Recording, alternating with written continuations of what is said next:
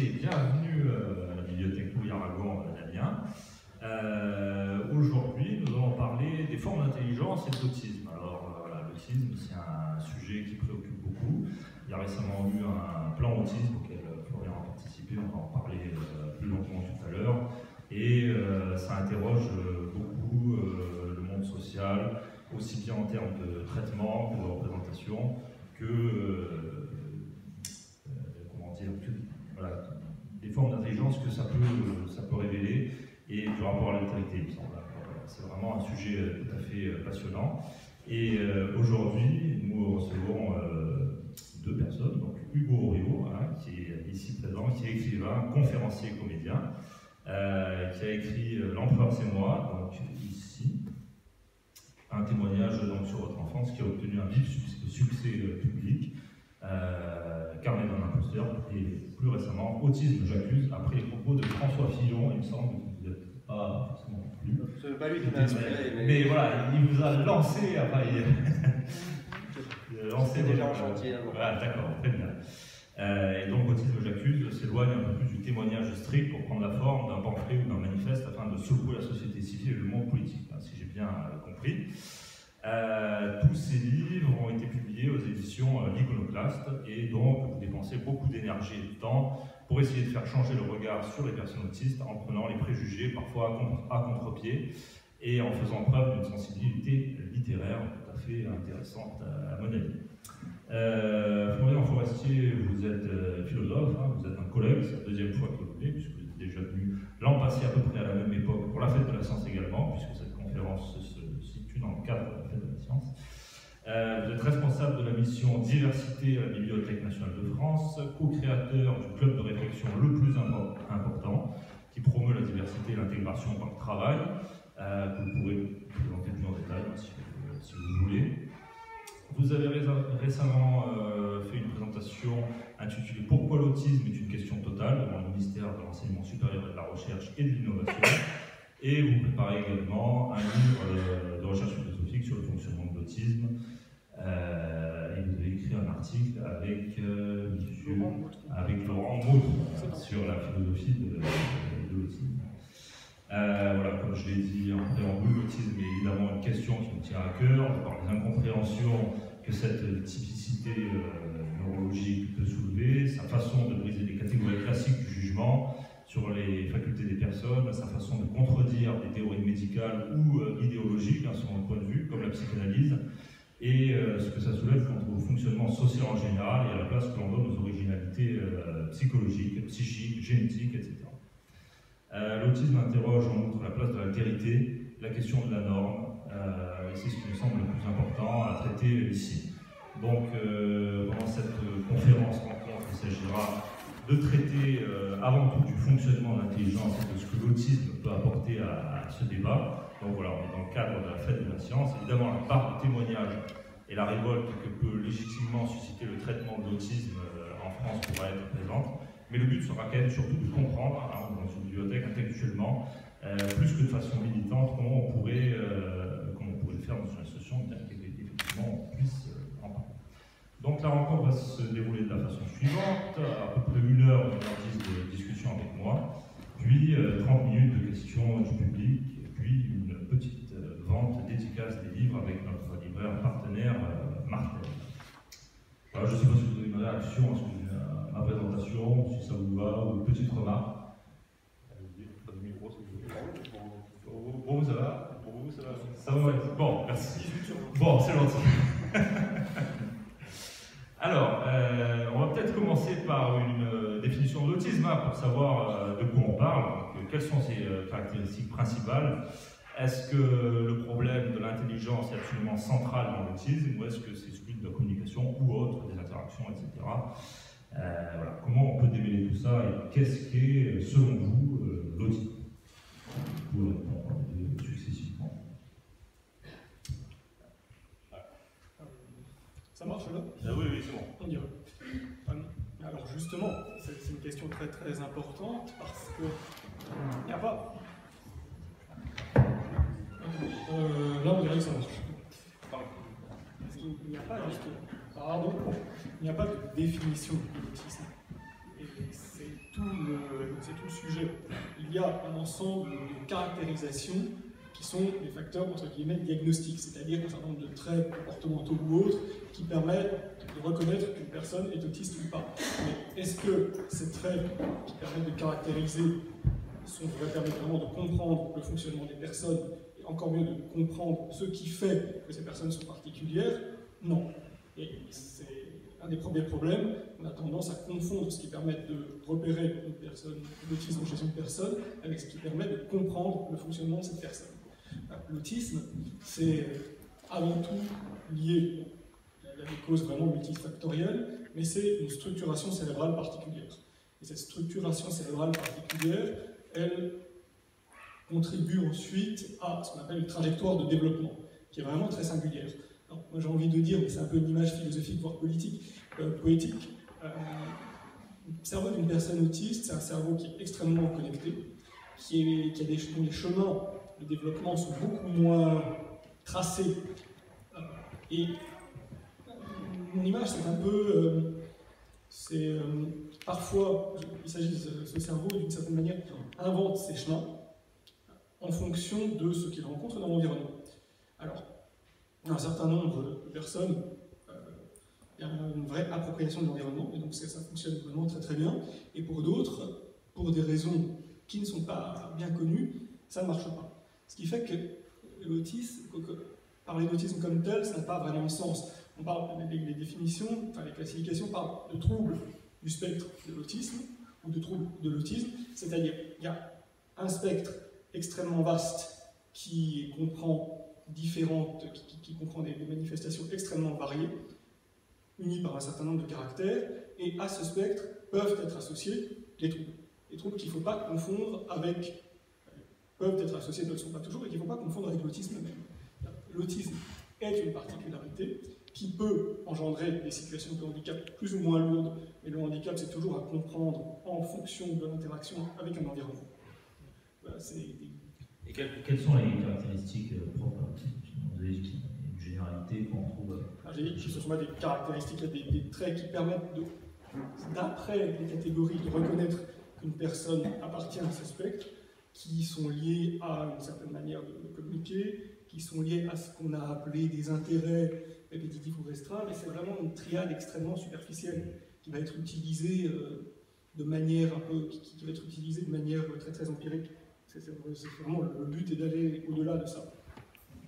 Hugo, qu'est-ce que c'est pour vous l'autisme? Ça peut être également un témoignage personnel, ressenti. Alors, disons que l'autisme, je dirais, c'est quelque chose qui prend de plus en plus d'ampleur aujourd'hui au niveau de la, on va dire, du mouvement, des droits. En fait, ça a toujours été défini par rapport à une norme et comme une erreur par rapport à cette norme.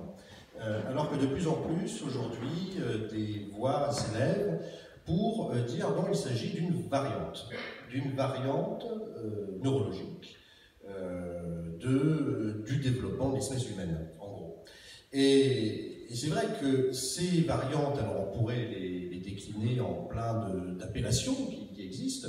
On pourrait parler d'autisme, on peut aussi appliquer ça par exemple à la dyslexie, à la dyspraxie, au THQI, très haut quotient intellectuel, enfin plein de familles comme ça, qui en effet se retrouvent donc jugées par rapport à des zones où elles vont être, des compétences où elles vont être déficitaires par rapport à ce qu'on estime devoir être utile, nécessaire, indispensable dans un précaré qui est la normalité, qui est formé par la normalité.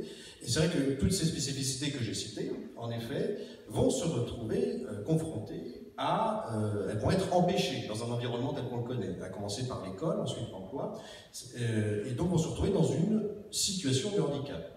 Mais c'est là où aussi on est dans une grande particularité en France, c'est-à-dire qu'en dépit du fait qu'il y a énormément, on est peut-être un des pays qui met le plus d'argent dans les politiques liées à ces minorités que je viens de citer, on est le pays qui va le plus les exclure.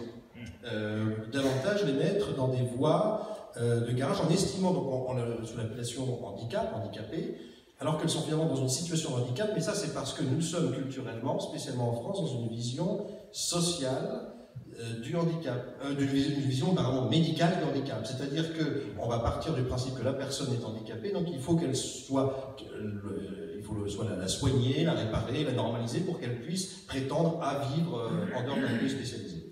Tandis que dans les pays anglo-saxons ou nordiques ou en Italie avec la révolution anti-psychiatrie, il y a eu ce qu'on appelle en gros la désinstitutionnalisation, très marquée en Italie notamment, avec une vision sociale du handicap, c'est-à-dire de dire c'est à l'environnement de s'adapter le plus possible au maximum de diversité cognitive ou de variantes neurologiques possibles pour leur permettre de s'accomplir et de s'évoluer en tant que tel dans un milieu qui va non pas stigmatiser ou chercher à gommer leurs différences, mais à valoriser leurs différences et à partir des avantages qu'elles vont avoir.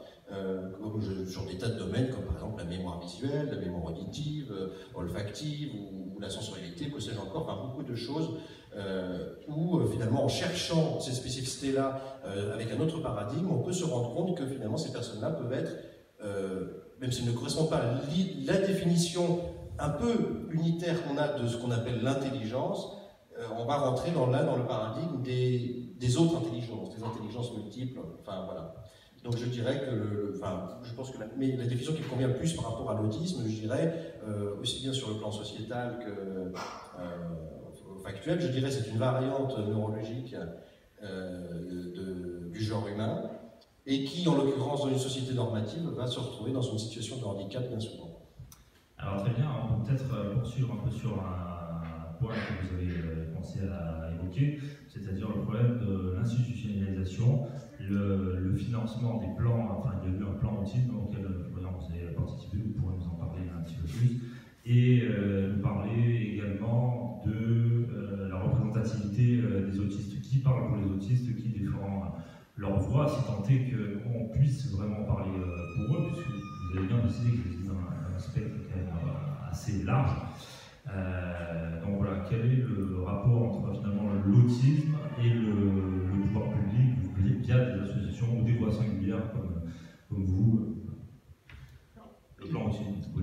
Moi, ma participation là-dedans, elle était liée à un groupe qui était le groupe chargé d'élaborer la politique de recherche, et j'étais surtout là en tant que philosophe avec une idée qui était de pousser au maximum à ce que la recherche, d'une part, prennent vraiment en compte l'ensemble des dimensions, c'est-à-dire prennent en compte aussi les dimensions sociales, qu'il y ait des programmes de recherche en sciences sociales, qu'il y ait des approches en sciences sociales qui se développent, que tout le champ disciplinaire possible, du juridique au philosophique, soit impliqué, et que l'on passe de l'approche purement médicale à une approche qui soit aussi éducative, c'est-à-dire qu'on comprenne, qu'on développe des mécanismes qui permettent de mieux comprendre de manière beaucoup plus détaillée la façon dont une personne peut se rapporter à son environnement, ce qui fait que parfois ça bloque pour passer d'une logique de la normalisation qui ne fonctionne pas toujours, pour passer de l'utilisation de méthodes comme les méthodes ABA ou autres qui ont une efficacité très très moyenne. Ça marche mieux que rien, c'est mieux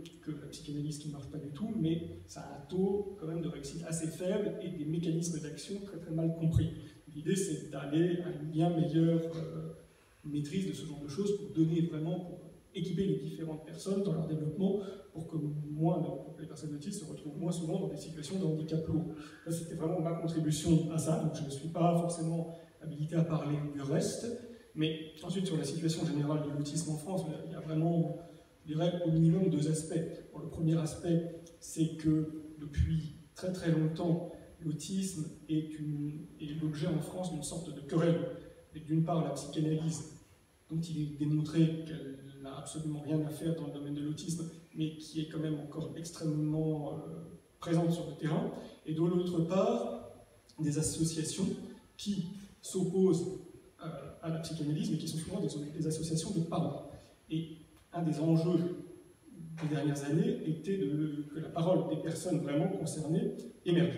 La parole a commencé à pouvoir émerger par plein de raisons, déjà parce que par différents moyens, parce que par le développement du web et tout, elles ont commencé à se développer, parce qu'il y a l'exemple d'autres pays où depuis très très longtemps s'est développé ce qu'on appelle la self-advocacy.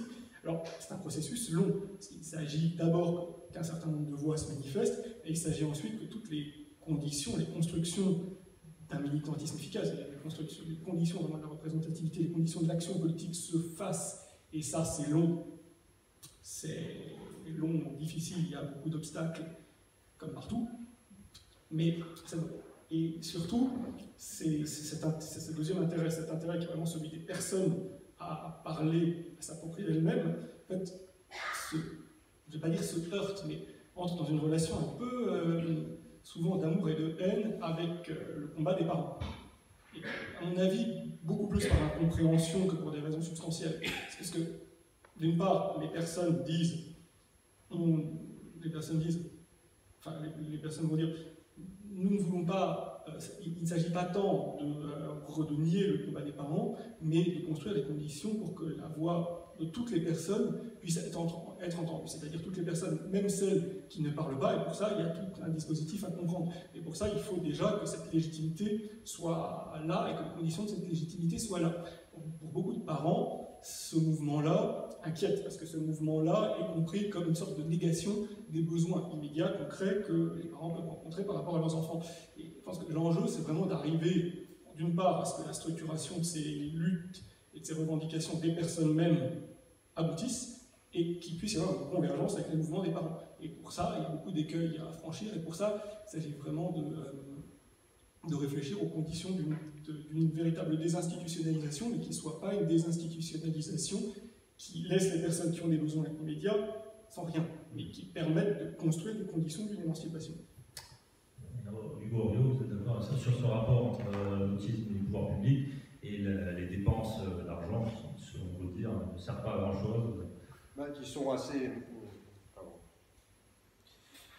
Ah oui, enfin, il y a beaucoup de dépenses très très mal orientées, en effet, enfin, qui sont dans on va dire, une institutionnalisation à outrance. Je partage tout à fait l'analyse au niveau de la représentativité de mon collègue. Alors, c'est vrai qu'en France, c'est particulier. Il parlait tout à l'heure du mouvement de la self-advocacy. Il faut savoir que, par exemple, la self-advocacy, ce sont les personnes concernées par une particularité qui vont donc se réunir, en tout cas qui vont parler pour elles-mêmes. Et c'est vrai qu'il y a souvent tendance, dans diverses minorités, à avoir des groupements qui ont des intérêts à défendre, qui vont parler à la place des personnes. Et avec une sorte d'infantilisation des personnes et en profitant d'une situation de faiblesse pour un peu les contraindre au silence ou juste les utiliser un peu comme caution, ce genre de choses. Alors c'est vrai que la self-advocacy s'est beaucoup développée dans le milieu anglo-saxon.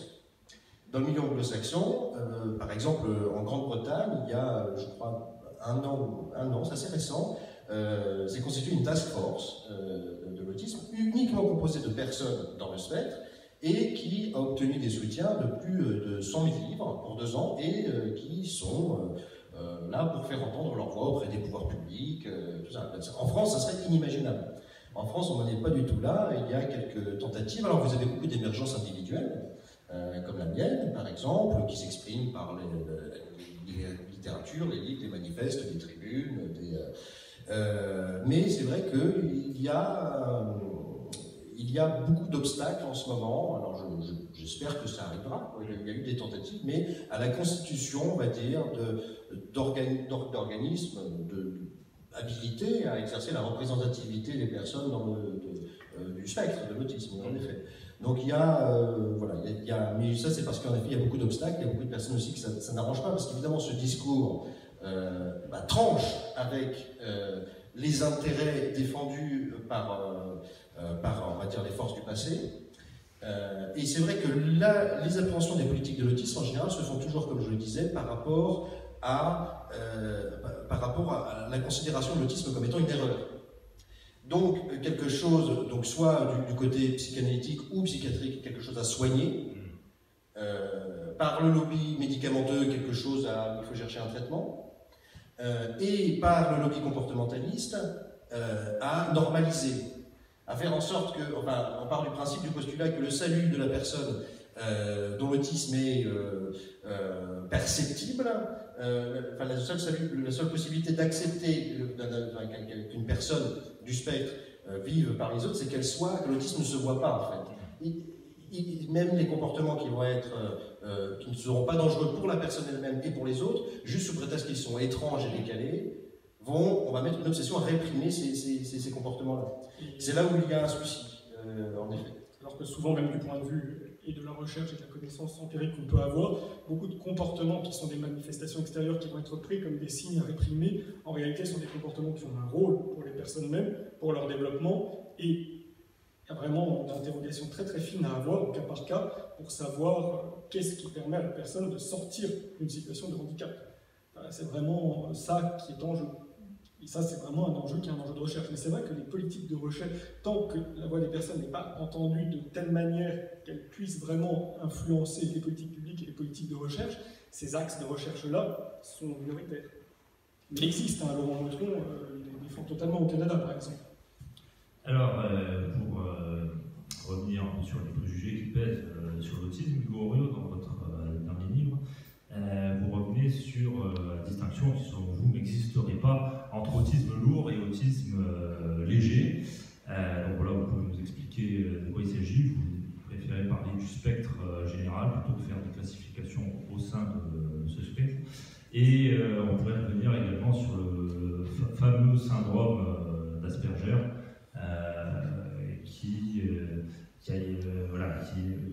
qui correspond à l'autisme dit intelligent dans l'imaginaire collectif, et voire génial, c'est des autistes géniaux, pour savoir davantage de quoi il s'agit.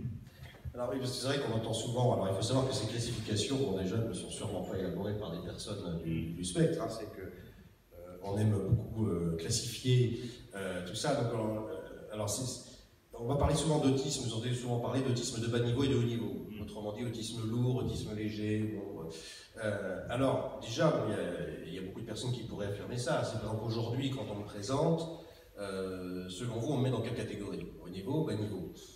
En général, on va plutôt dire haut niveau parce que je présente bien, que je verbalement, j'arrive à faire des raisonnements plus ou moins compréhensibles de la plupart des gens. Mais finalement, si on m'avait rencontré à l'âge de 6 ans, vu que j'ai parlé très tard, là, j'étais considéré comme étant suffisamment de bas niveau pour être destiné à un aller simple, un institut psychiatrique.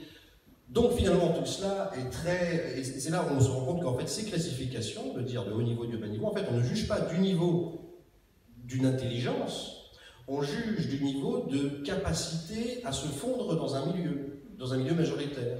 On parle d'un niveau d'aptitude de caméléon, en fait d'un niveau de comédien.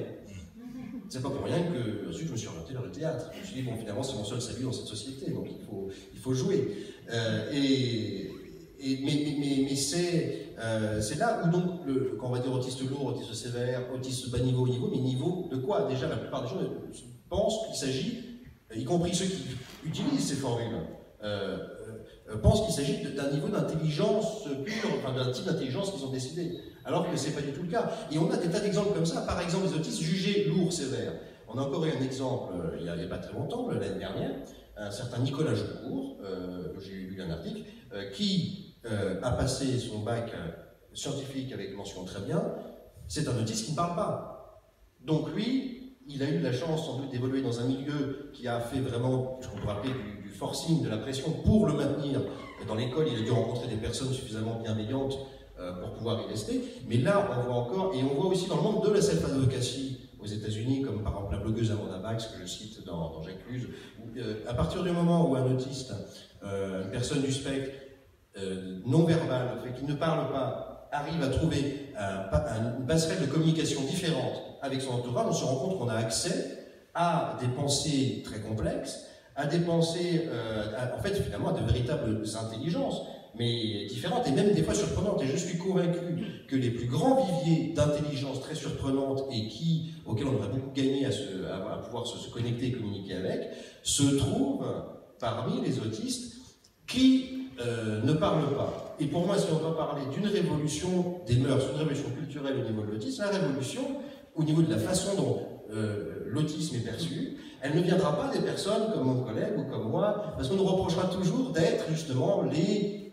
hauts niveaux de caméléons elle viendra, à mon avis, de ceux qui ne parlent pas, si on arrive, et aujourd'hui je pense qu'avec la technologie, avec la recherche, certaines recherches, on pourra arriver bientôt, peut-être dans 10 ou 15 ans, à faire ces passerelles-là. Et là, il y aura un véritable changement des consciences. Nous, on est là pour préparer le terrain, c'est tout.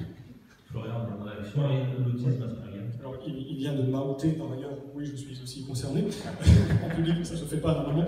Mais moi, je voulais revenir justement, parce que cette question, quand on dit comme ça, le haut et le bas niveau n'existent pas, ça fait souvent bondir les gens qui ne comprennent pas forcément ce qu'on veut dire par là.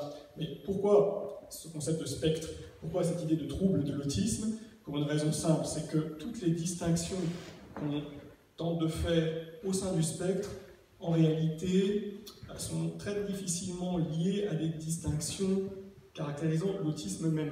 Et on dit finalement qu'il y ait des gens qui parlent tôt, d'autres qui ne parlent pas, des gens qui ont une intelligence plus ou moins élevée, et tout, ça ne permet pas de comprendre grand-chose de la caractéristique autistique même. Donc ça n'a pas de sens de parler de haut et de bas niveau de l'autisme. Ce qui a du sens, c'est de considérer les troubles et les handicaps associés. Et dans ce cas, oui, le handicap, l'autisme peut engendrer une situation de handicap plus ou moins lourde. Et vous voyez, ça change un peu la perspective, parce que une personne qui va être considérée comme de haut niveau parce qu'elle parle bien, parce qu'elle est très intelligente, peut être en réalité dans une situation de handicap lourd parce qu'elle n'est absolument pas autonome. D'un autre côté, une personne qui va être considérée sur des standards normaux avec une déficience intellectuelle et qui ne parle pas, mais qui a une autonomie sur un certain nombre de choses, va être finalement dans une situation de handicap beaucoup moins lourde. Donc, c'est vraiment l'idée de délier la compréhension de l'autisme, de la compréhension de tous les troubles et tous les handicaps qui peuvent être associés. C'est pour ça que beaucoup de parents s'indignent quand on dit l'autisme de bas niveau n'existe pas. Ce qu'on veut dire, c'est ce n'est pas l'autisme en tant que tel qu'il faut regarder pour comprendre les handicaps, c'est vraiment la nature de l'interaction, et c'est la nature des handicaps même qui demande réflexion, et c'est pas une compréhension de l'autisme. C'est vraiment ça. Et pour revenir sur ce que disait Hugo, alors là, je parle de quelque chose qui est vraiment, c'est même pas une interprétation, mais c'est une théorie un peu personnelle, mais pour moi, ce qu'il y a vraiment d'intéressant dans l'autisme, c'est justement l'idée de ce cerveau, j'ai envie de dire, qui a une espèce de plus grande liberté initiale, parce qu'il est à la fois très connecté, qu'il a moins d'automatisme, que la manière dont il va être lié au monde est beaucoup moins faite. C'est un cerveau qui, s'il rencontre les bonnes conditions, qui vont permettre d'activer les bonnes choses, peut vraiment réinventer dans la relation au monde. C'est comme si il va le réinventer dans la manière dont il s'approprie le langage. Et pour toute personne en fait, qui relève du spectre autistique et qui parle, développe le langage à travers des zones cérébrales qui ne sont pas les zones standards. Par exemple, on va utiliser les zones cérébrales qui normalement sont des zones liées à l'espace. Il y a tout un rapport à la métaphore, au raisonnement spatial, etc. Ça, déjà, en tant que tel, c'est extrêmement intéressant. De la même manière, tout ce qui est intégration sociale, c'est basé en grande partie sur le fait d'intégrer des choses qui vont de soi. C'est la base de la philosophie wittgensteinienne, la base de l'être au monde, c'est qu'il y a énormément de choses qui vont de soi. Et justement, quel que soit son niveau de handicap, une personne autiste ne va pas forcément avoir les mêmes automatismes, donc ne va pas pouvoir reposer sur les mêmes évidences, et donc ce qui va de soi pour les autres n'ira pas forcément de soi pour elle, et c'est pas simplement sur les comportements, c'est pas simplement sur les interactions, mais c'est quelque chose de beaucoup plus profond. Ça va être vraiment sur le rapport aux objets, ça va être vraiment sur le rapport à la perception.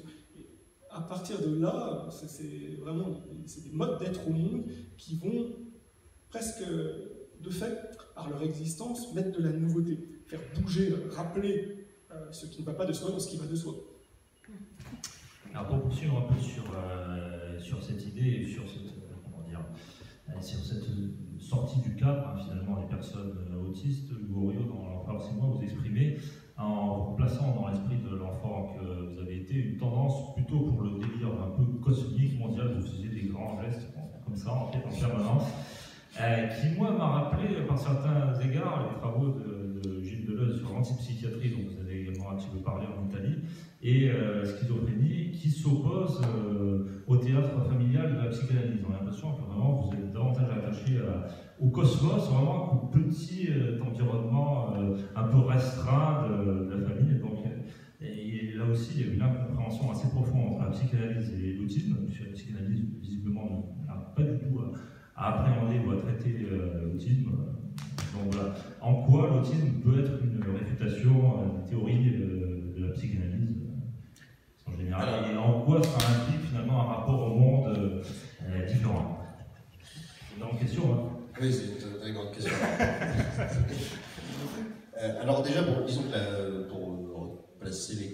contexte. Dans la vision psychanalytique de l'autisme est partie déjà d'un postulat de départ qui est une erreur aujourd'hui avérée.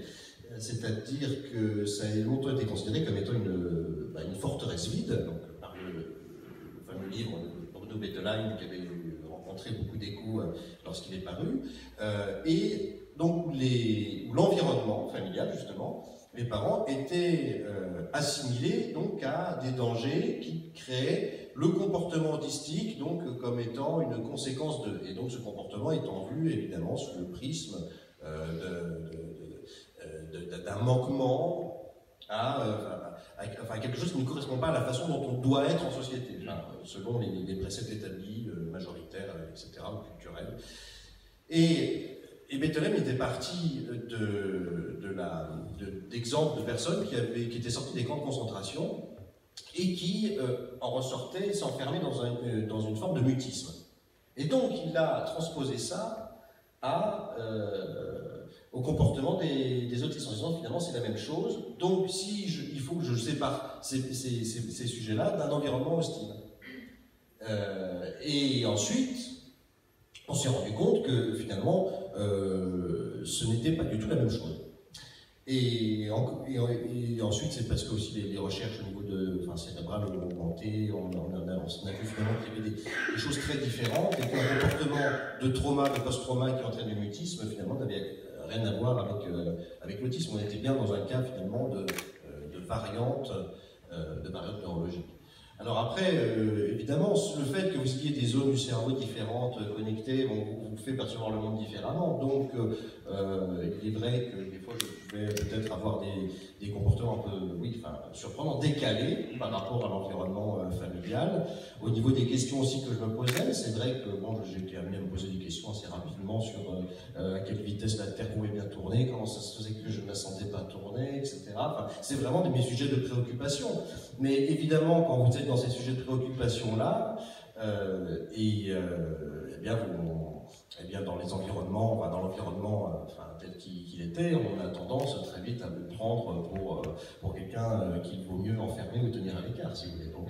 Donc évidemment, oui, ça crée beaucoup de décalage. Mais c'est vrai que je me préoccupais davantage de ces questions-là. Ça ne veut pas dire que pour moi, mon environnement n'était pas là. Je considérais, mais du coup, l'environnement, des fois, peut en effet se sentir un petit peu lésé du fait que vous vous préoccupez de manière gestuelle ou au niveau du contact, moins de votre environnement que des questions que vous posez. En effet, donc, mais alors c'est aussi parce qu'on estime qu'il y aurait un seul type de socialisation. On va souvent dire que les personnes autistes, les enfants ou les adultes, ceux qui vont être des autistes qu'on va pouvoir détecter, on a tendance à dire que l'autisme est une absence de socialisation. Ce qui n'est pas du tout vrai.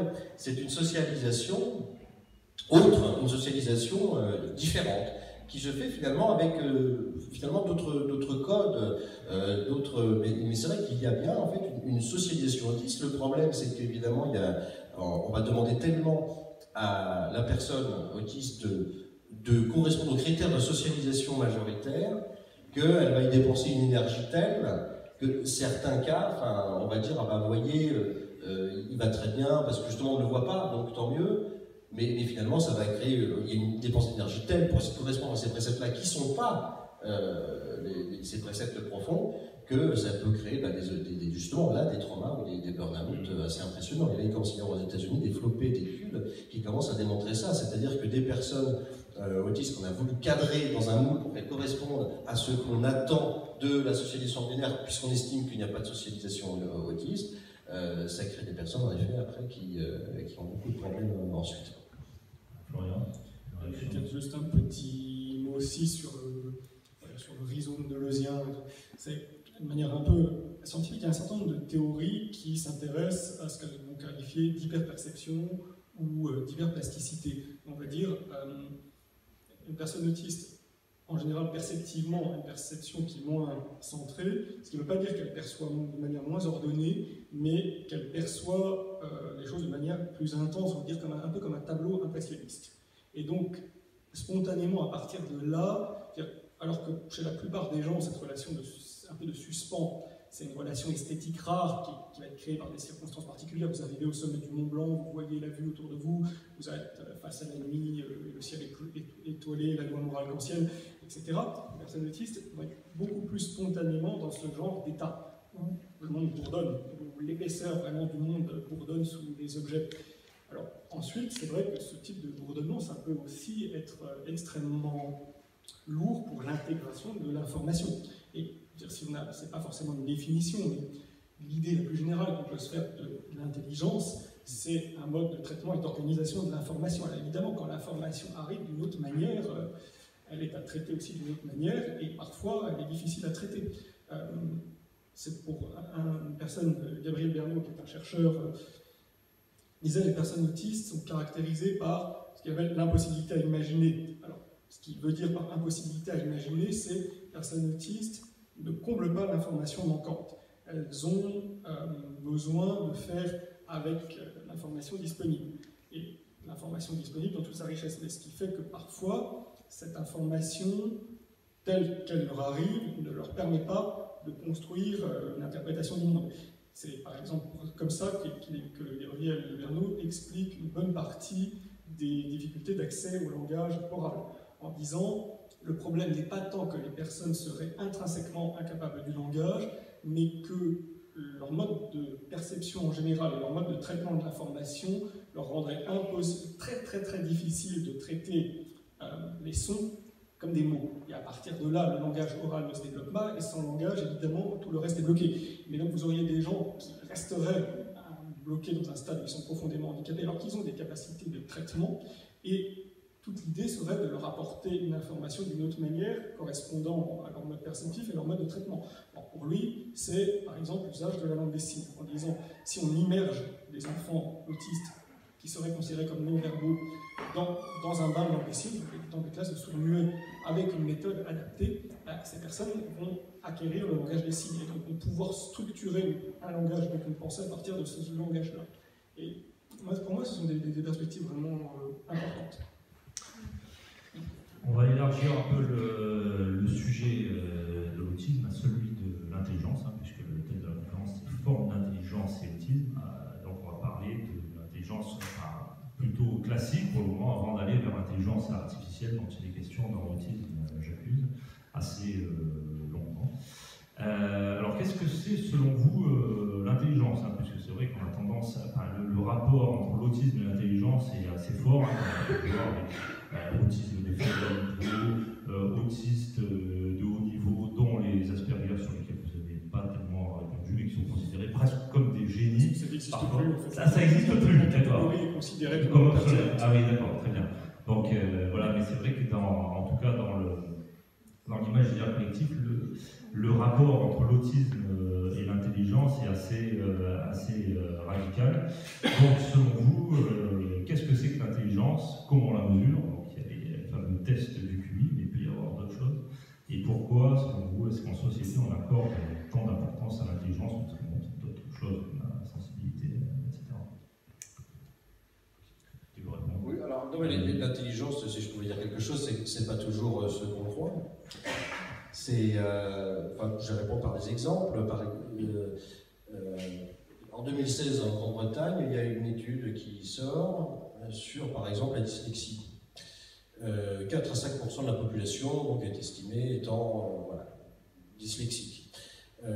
Si vous êtes dyslexique, donc vous êtes considéré vraiment avec 3 fautes d'orthographe par ligne, comme étant. On va pas attribuer pour vous décrire le concept d'intelligence, pas spécialement. Or, cette même étude a révélé que parmi les chefs et les créateurs d'entreprises, en Grande-Bretagne, cette population dyslexique a été représentée à hauteur de 20%. Donc, tout cela permet de poser quelques questions. Il y a aussi, par exemple, à un moment donné, chez Microsoft, il y a 2 personnes qui viennent et qui proposent un projet, et un projet finalement tellement décalé qu'ils sont jetés comme des balles propres de chez Microsoft, alors qu'ils proposaient Microsoft de les financer. Et bon, ils sont repartis et ils ont créé leur projet, maintenant ça s'appelle Google. Il y a des tas d'histoires comme ça.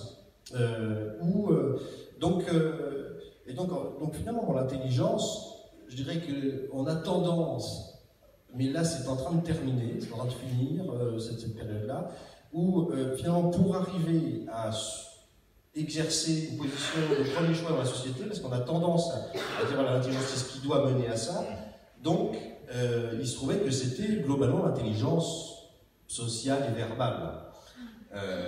Donc finalement davantage, plutôt que de maîtriser quelque chose, un concept, un savoir, un savoir-faire, davantage la capacité à en parler, à l'expliquer et à se vendre.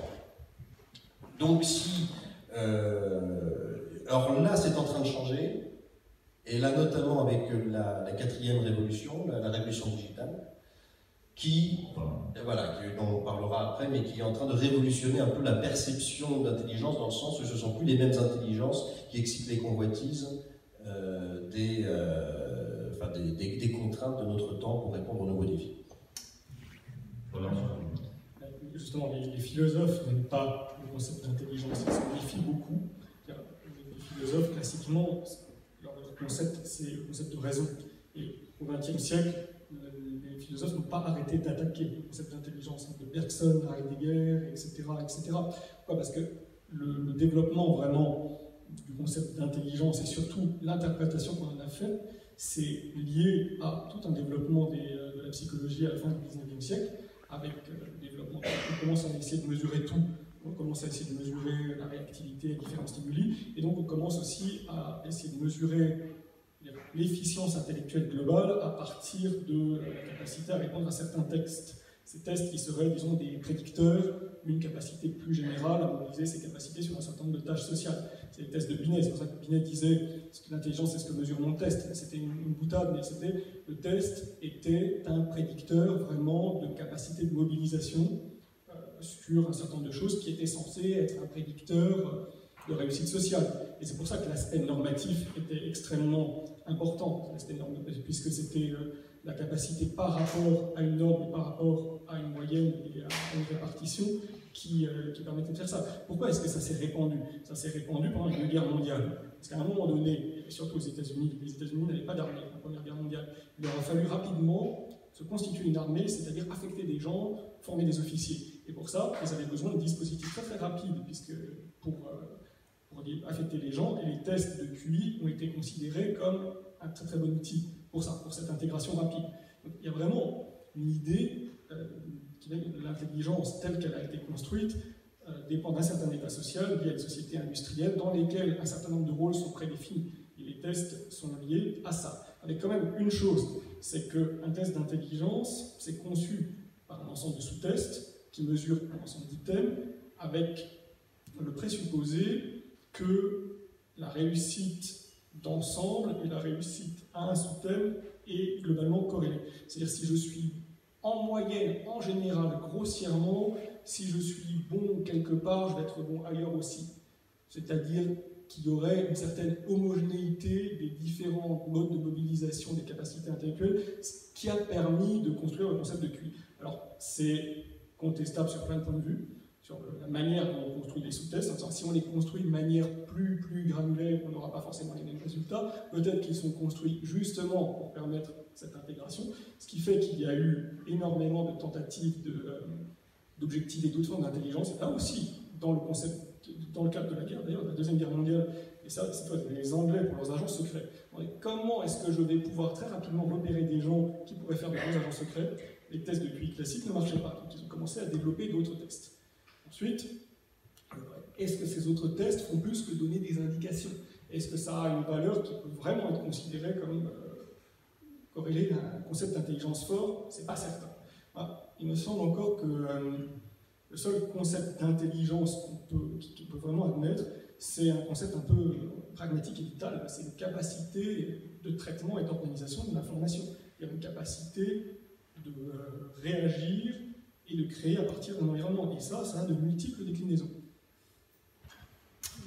Alors, vous avez commencé à en parler, mais aujourd'hui, il semblerait que, disons, les intelligences nécessaires à l'évolution sociale sont en train de changer, notamment avec la révolution numérique et digitale. Et selon vous, l'autisme serait plus adapté, peut-être qu'avant, à cette révolution. et au progrès général, pas, parce que bon, il y a aussi des problèmes dans cette révolution. Voilà, comment l'outil est adapté à ça. Alors aujourd'hui, vous pouvez peut-être caractériser cette... Oui, enfin, déjà comme chaque période de révolution, de rupture, il y a beaucoup de paradoxes aujourd'hui. Des paradoxes qui sont encore inhérents aux vestiges d'un vieux monde et les symptômes d'un nouveau monde qui arrive. Et donc par exemple, c'est vrai qu'aujourd'hui, les grands groupes, vous ne rencontrerez pas un seul grand groupe dans le digital, l'intelligence artificielle, le blockchain qui a besoin de profils qui ont des compétences là-dedans, qui ne se tournent pas vers les intelligences atypiques. En 2014, il y avait déjà, vu que les grandes écoles aujourd'hui ne répondent plus pour fournir ces profils-là, il y avait en 2014 à peu près 20% des entreprises qui cherchaient ces profils-là en créant des viviers de compétences.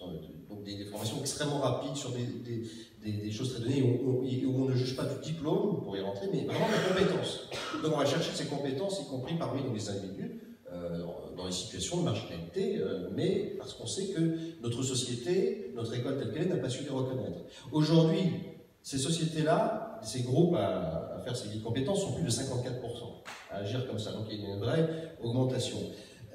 Et on voit par exemple, l'année dernière encore, le jury de l'ENA a poussé on peut appeler un coup de gueule dans la presse, en disant nous sommes effarés de notre concours d'entrée, c'est la catastrophe, car il n'y a pas un seul candidat qui est capable d'avoir de penser par lui-même, d'avoir une pensée atypique.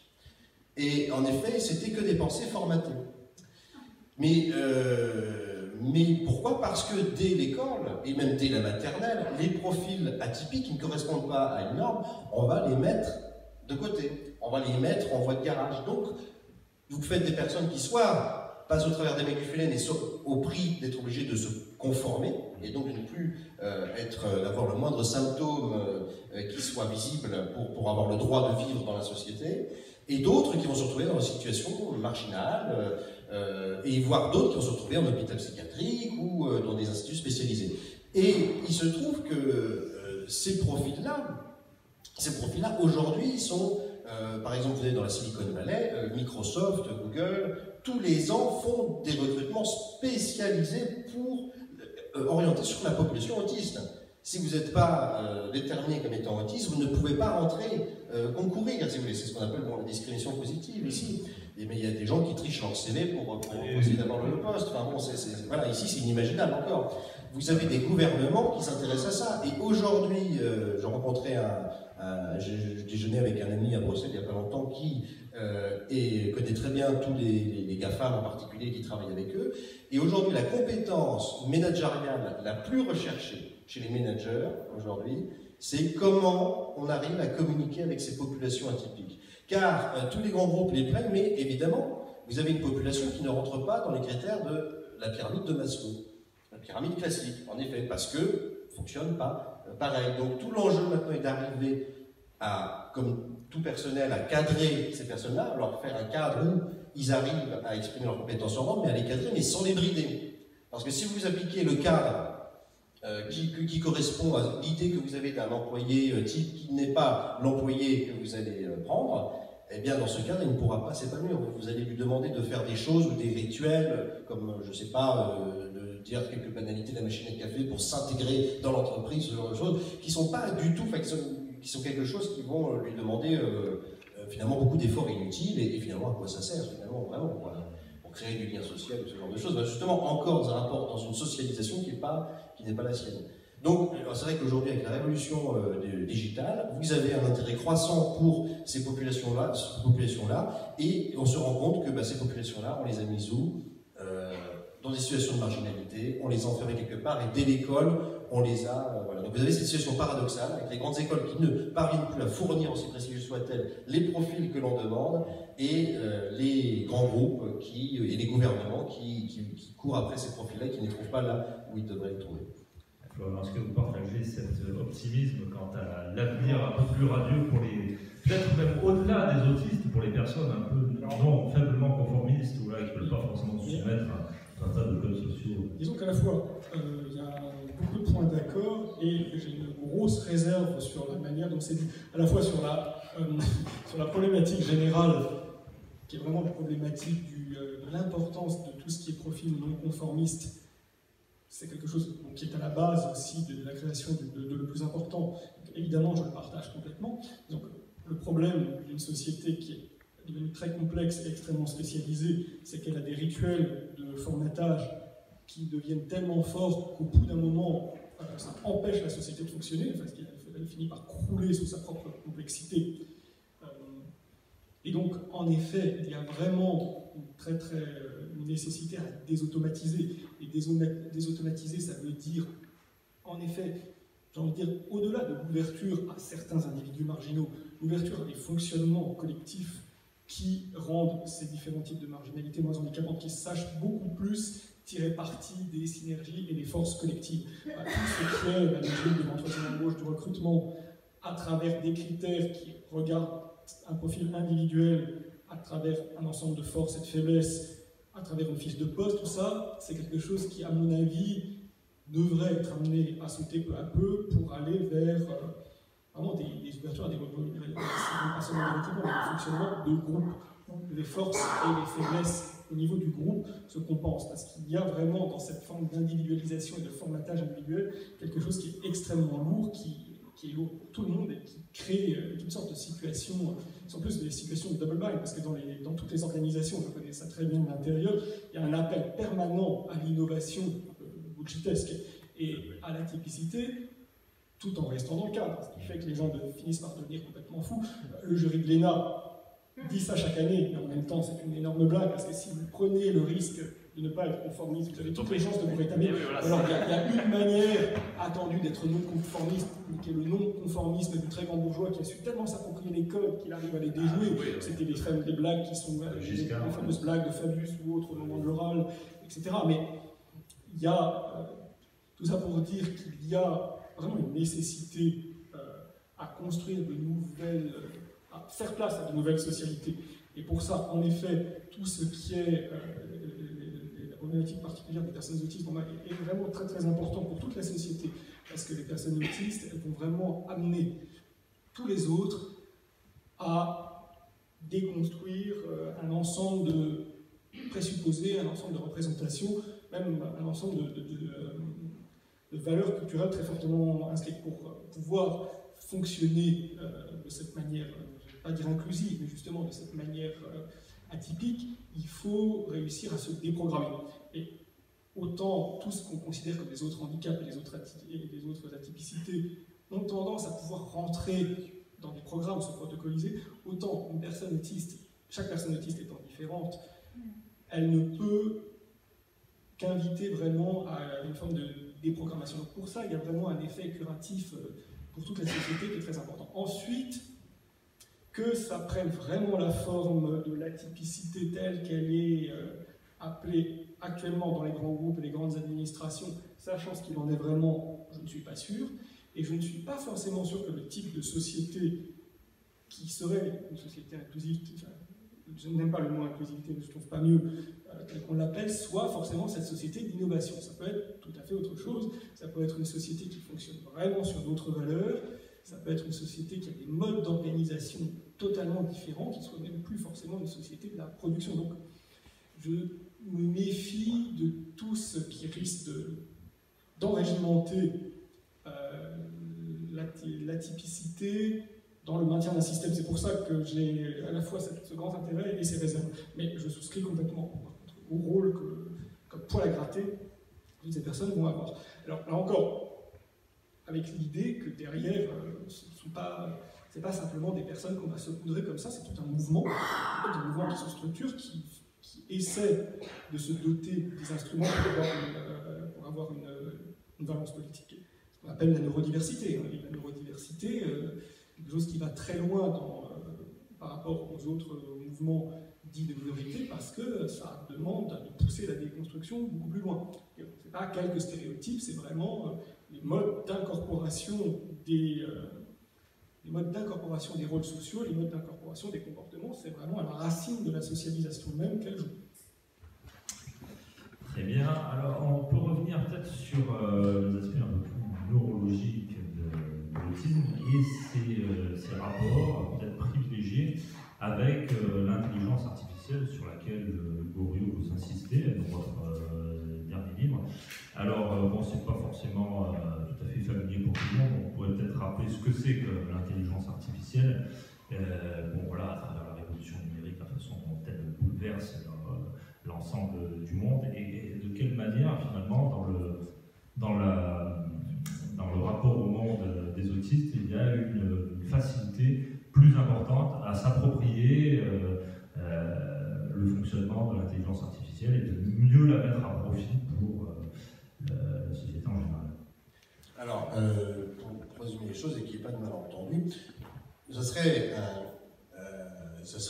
un peu un cliché, et voire même quelque chose de faux, de dire les autistes sont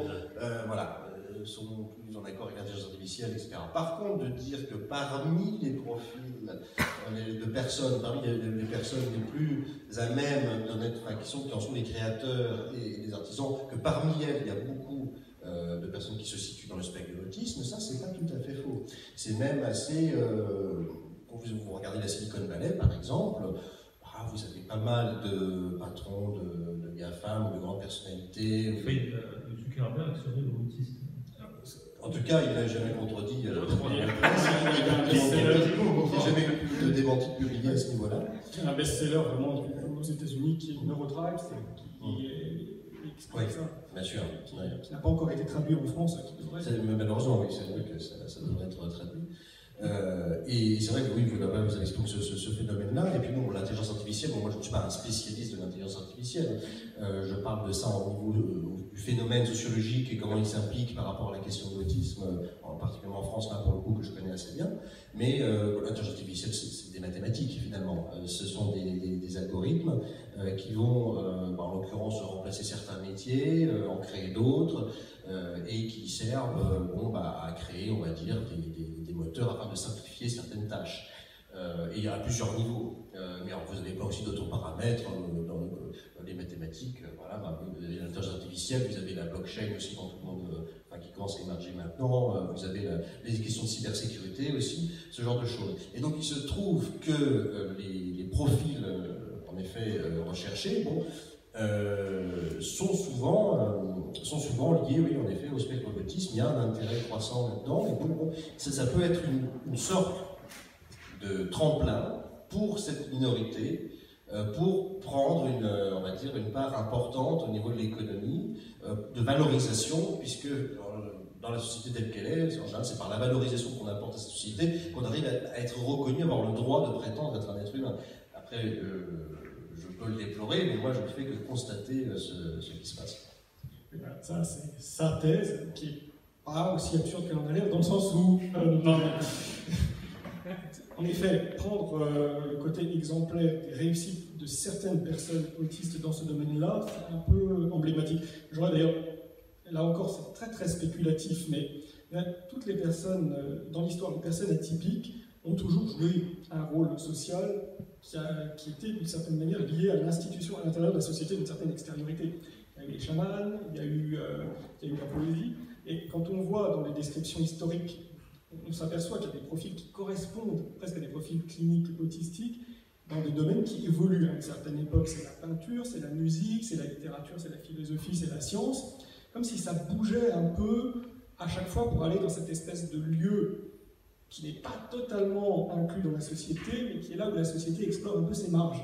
Et le fait que beaucoup de personnes autistes se soient retrouvées dans les années 70 à l'amorce de la Silicon Valley, c'est bien un peu ça. C'est d'une certaine manière, l'extériorité, elle a pu être religieuse, elle a pu être sacrée, elle a pu être artistique, elle a pu être scientifique. Et cette zone frontière où la société a interrogé ses marges, pendant un moment, c'est devenu l'informatique naissante. Et donc c'est là où ce type de profils ont eu tendance à aller, parce que c'est là où la société leur laissait suffisamment d'autonomie pour être avec leur atypicité, l'exploiter et la valoriser sans vraiment l'intégrer. J'ai l'impression que maintenant c'est moins le cas parce que justement les choses ont vraiment émergé sur des groupes, ça s'est réintégré à la société. Par contre, il y a un autre point, je pense, où l'idée, le binôme intelligence artificielle autisme est intéressant, c'est vraiment le point de ce que j'appelle la désautomatisation des comportements. Voir ce qu'on appelle l'intelligence artificielle à notre époque, maintenant, c'est ce qu'il y a quelques années on n'appelait pas du tout intelligence artificielle, c'est bien surtout des progrès dans un domaine informatique qu'on appelle le deep learning. Enfin, c'est l'apprentissage automatique en général, et parmi les différentes formes d'apprentissage automatique, il y en a une qui est le deep learning, qui est un apprentissage automatique non supervisé.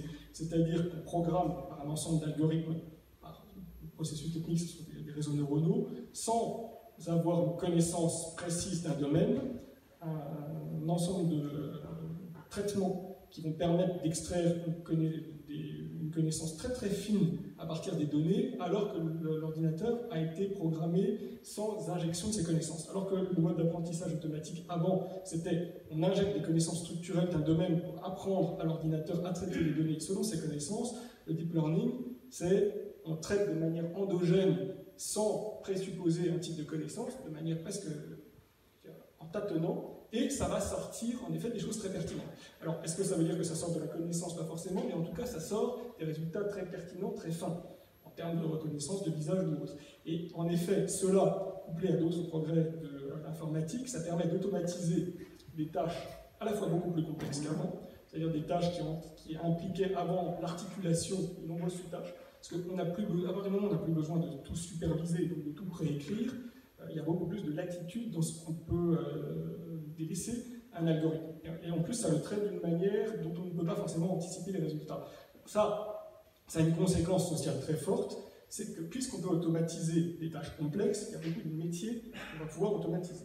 Énormément de fonctions qu'on va pouvoir automatiser, et pas forcément des fonctions simples, c'est-à-dire l'expertise médicale, c'est-à-dire l'expertise juridique, etc. On a de plus en plus de processus d'automatisation de ça. Là, c'est vraiment l'objet central de l'association le plus important, de se dire, si on n'a pas une réflexion vraiment très forte sur ce que c'est que le travail, alors qu'il y a ces risques d'automatisation complexes, on va vers une catastrophe. Et l'idée, le principe des personnes atypiques, c'est justement que ce sont des personnes qui ne sont pas déjà normées. Donc ce sont des personnes qui ne fonctionnent pas d'une manière qui est automatisée. Alors, un enjeu vraiment fondamental, c'est de dire qu'il faut développer au maximum dans la société, partout, à l'école, dans l'emploi, tout ce qui de l'humain n'est pas automatisable. Enfin, l'humain doit se servir de l'automate pour s'émanciper, c'est-à-dire pour pouvoir développer ce qui de lui n'est pas automatisable, qui est sa part créative. C'est-à-dire, le fonctionnement social jusqu'à maintenant, à cause de la complexité de ces grandes organisations, c'était l'automatisation de l'humain. À quoi ça sert d'automatiser l'humain, puisque les machines sont capables de faire mieux que lui des tâches automatiques? Il faut justement développer ce qui de l'humain n'est pas automatisable. Et là, en effet, il y a quelque chose de très intéressant dans la typicité à ce niveau-là. Donc, je pense que l'intégration de la typicité, ça implique vraiment là encore à réfléchir à cette idée plus générale d'émancipation. Comment faire pour concevoir une émancipation humaine et mettre l'automatisation au service de l'émancipation, au lieu de se laisser automatiser soi-même et donc de se rendre soi-même obsolète. Si on s'entraîne, si on continue à fonctionner comme des machines, alors que les machines fonctionnent mieux que nous, autant nous débrancher. Alors, on peut poursuivre un peu sur ce sujet, peut-être encore plus loin que l'intelligence artificielle avec le transhumanisme. Alors, Hugo Orio, dans votre dernier livre, Autisme, j'accuse, il y a à la fin un passage un peu peut-être épique où vous prévoyez pratiquement une prise du pouvoir des autistes qui seraient plus facilement enclin à comprendre le développement du transhumanisme et à le devancer finalement. Donc là, vous ne serez peut-être pas d'accord, encore une fois, mais voilà, est-ce que vous pouvez parler un petit peu de ce passage et voilà, jusqu'à quel point vous y croyez? Alors, il faut bien savoir que la démarche de J'accuse est une démarche de miroir inversé, on va dire de Black Mirror, parce qu'on parle de tout ça. Et donc, cette image, en fait, c'est en imaginant une anticipation, quelque chose de fictionnel, science-fiction. Voilà, en disant, imaginons pour que le lecteur voit en fait la violence institutionnelle que subissent la population autiste en permanence dans une société dans laquelle il n'est pas valorisé, ou en tout cas vu Et donc, en effet, oui, j'ai imaginé, avec l'évolution technologique, tout ça, un monde où finalement la personne autiste serait la seule finalement, enfin, où ça serait très handicapant de ne pas être autiste en fait.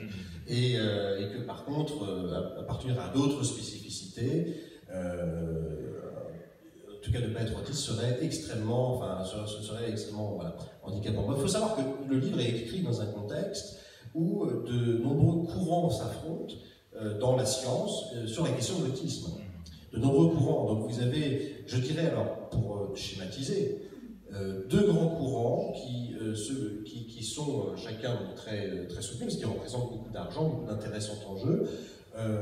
Vous avez le courant humaniste qui va davantage se préoccuper de comment je trouve des mécanismes au niveau de l'éducation, au niveau de l'enseignement, au niveau de l'emploi, la façon de recruter, la façon de fonctionner dans l'entreprise, pour permettre au maximum de diversité, de variantes neurologiques, de s'émanciper au sein de ce monde-là et de pouvoir être valorisé en tant que tel et de pouvoir trouver des passerelles afin de mettre en avant les complémentarités possibles entre ces différentes personnes, car actuellement c'est une société plutôt ghettoisante.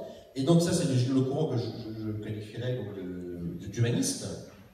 Et vous avez notre courant qui est le courant eugéniste, qui est pour pouvoir vivre dans notre société, il faut être de telle ou telle façon, câblé de telle façon. Les autres façons sont des erreurs, qui doivent être corrigées. Mais vu que ça coûte quand même très cher de corriger les personnes pour les faire correspondre à un monde où finalement elles ne correspondront peut-être jamais, si on peut les éliminer par anticipation, c'est moins cher, c'est mieux. Donc, et on est déjà rentré dans un monde comme ça, puisque on pourrait appliquer ça, par exemple, au syndrome de Down, où lorsque l'on a trouvé comment identifier in utero le syndrome de Down, on a décidé de l'éliminer. Alors que si on prend par exemple une mesure d'intelligence comme par exemple le quotient émotionnel, par exemple sur le fait d'être... Il y a beaucoup de choses que est capable de faire une personne du syndrome de Down, sur lesquelles moi par exemple je ne tiendrai pas 5 minutes. S'il faut être un naturel très bienveillant, très souriant et dans le contact, bon, il va pouvoir tenir toute la journée sans faire vraiment d'effort. Moi non, je vais griller comme une machine obsolète.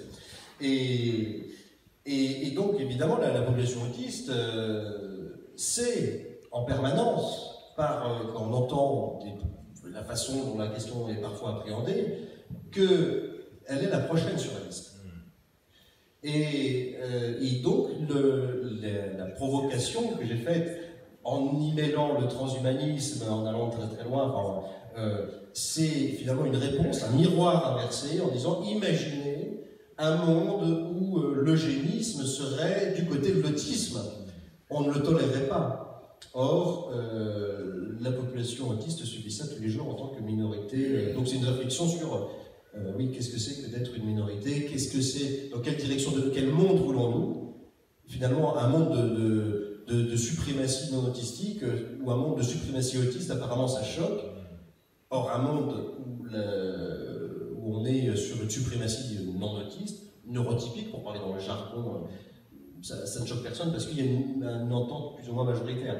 Mais bon, là, il y a quand même des mouvements qui commencent à se soulever, des réflexions qui commencent à aller de ce côté-là, et donc en effet, ce passage est une réponse miroir à cette situation actuelle qui est pourtant réellement présente et qui appelle à une réflexion. Quel monde voulons-nous? Est-ce qu'on veut un monde humaniste ou un monde eugéniste? Ça, pour moi, c'est une vraie question, et une question qui est aussi partagée beaucoup par l'ensemble de la population autiste que j'ai l'occasion de rencontrer.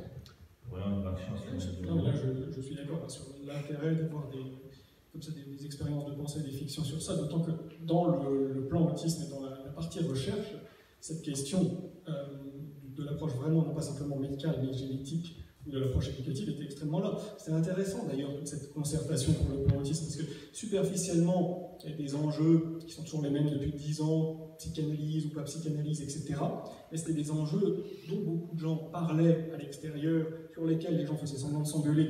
Dans les groupes, quand on regardait vraiment pas ce qui faisait débat, mais ce qui était l'objet de la controverse, c'était l'orientation des financements vers telle ou telle approche. Et il y avait vraiment, d'une part, un courant assez fort pour aller vers une approche extrêmement génétique. Alors, on dit toujours, l'approche génétique elle peut être mise au service d'une meilleure compréhension des mécanismes. C'est vrai que plus on comprend les mécanismes des différents gènes impliqués, parce que l'autisme c'est très compliqué, il y a une origine génétique, mais génétique multiple, c'est dans certains cas une mutation suffit, dans d'autres cas c'est un ensemble de mutations elles-mêmes liées à un certain patrimoine génétique, donc les mêmes mutations avec un autre patrimoine génétique ne donneraient pas le même résultat, liées à l'environnement qui déclenche une trajectoire autistique, et cette trajectoire, ça commence d'abord par une structuration spéciale des synapses, de l'échafaudage synaptique, etc. Donc c'est vrai que ça a vraiment un intérêt, mais ça a un intérêt à partir du moment où on l'envisage dans ce sens-là. Or, là, quand on parle de recherche génétique, non pas pour comprendre, non pas seulement pour comprendre et pour identifier, on se dit toujours dans quel but est-ce qu'on va identifier. On dit plus on identifie tôt, plus on pourra accompagner les gens, ok, mais dans un certain nombre de cas, plus on identifie de mutations, plus précocement, plus on risque de faire tomber ensuite ces mutations dans ce qui peut faire l'objet d'une IMG.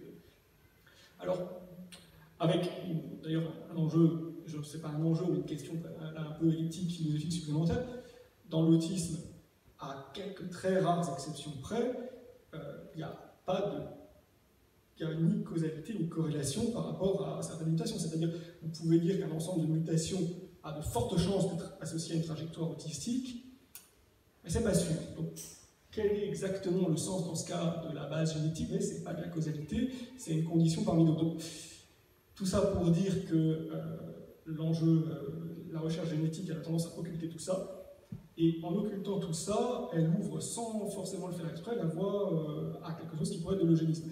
L'autre approche, c'était d'aller vers la meilleure compréhension des trajectoires développementales, des bifurcations de ces trajectoires, en disant, c'est vraiment très intéressant de voir que vous avez des trajectoires types, mais vous avez aussi de grandes bifurcations. Alors quelles sont les étapes clés, et de voir comment est-ce que on peut apporter, si nécessaire, des évolutions dans l'environnement qui vont permettre d'aller vers des bifurcations positives. L'approche qui est l'approche éducative, c'est l'approche en termes de méthode vraiment par les forces, etc. Et le vrai enjeu pour la construction du programme de recherche, c'était celui-là. C'était pas l'enjeu psychanalyse contre neurologie. Très bien, bon, merci beaucoup. On va passer aux questions du public. N'hésitez pas.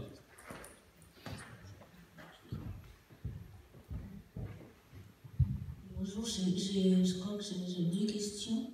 D'abord, c'est comment diagnostique-t-on un autiste? Ça, c'est, je sais pas, ça me semble, comme vous dites que c'est un spectre, vous voyez, comment on sait qu'on est autiste, comment on diagnostique, je ne sais pas si le mot est juste, Et autre chose, ça j'ai bien compris, c'est-à-dire que, parce que moi c'est ce que je vis avec un autiste que je connais, je ne veux pas qu'il s'adapte à moi, à des normes que j'ai, mais j'essaye de comprendre les siennes et de m'adapter aux siennes. Est-ce que j'ai raison?